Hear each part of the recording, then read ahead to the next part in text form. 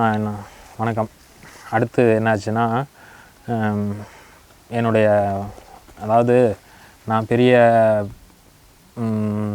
பணக்காரன் கோடீஸ்வரன் சொல்லிக்கிறதுல உண்மையும் இல்லை, விருப்பமும் இல்லை.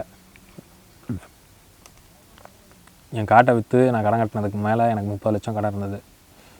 அது வந்து என் மனைவியோட அவங்க வீட்டில் இருந்து எனக்கு வந்து உதவி செஞ்சு அடைச்சி எனக்கு ஒரு தொழில் வச்சு கொடுத்தாங்க. அந்த தொழிலை நான் வந்து கண்ணும் கருத்துமாக செஞ்சேன், ரொம்ப கவனமாக. அதிலிருந்து ₹1 ₹2 சம்பாதிக்க முடிஞ்சது. சம்பாரித்து இப்போ சொந்தமாக ஒரு வீடு வாங்கியிருக்கேன். இவ்வளோ தான் என்னுடைய வரலாறு. மற்றபடி நான் பெரிய கோடீஸ்வரனோ டானோ எதுவும் கிடையாதுங்க. நான் என்ன சொல்ல வரேன்னா,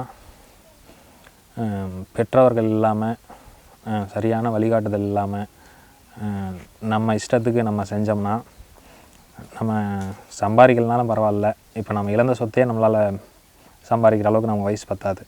அதனால் பெரியவங்க சொல்கிறத நம்ம கேட்கணும். தொழில் பண்ணும்போது ஒரு தடவைக்கு 4 தடவை யோசனை பண்ணணும். பயப்படக்கூடாது. ஃபஸ்ட்டு எதை பார்த்தும் பயப்படக்கூடாது. மற்றவங்க என்ன சொல்கிறாங்கன்னு கவலைப்படக்கூடாது. ஆனால் கவனமாக இருக்கணும். என்னை மாதிரி நீங்கள் யாருமே தோற்றக்கூடாதுங்கிறது தான் என்னுடைய வேண்டுகோள். நான் வந்து வானத்திலேருந்து குதித்தேன், பூமியிலேருந்து புதையல் கிடச்சிது, இதெல்லாம் கிடையாதுங்க.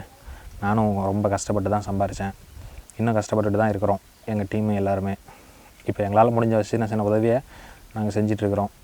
இப்போ நாங்கள் வந்து 2-3 பிஸ்னஸ் பண்ணிகிட்ருக்கிறோம். சட்டத்துக்கு உட்பட்டு ஃபைனான்ஸு, அரசு அங்கீகாரத்தோட, ரியல் எஸ்டேட்டு, இந்த மாதிரி தொழிலெலாம் பண்ணிகிட்ருக்கிறோம்.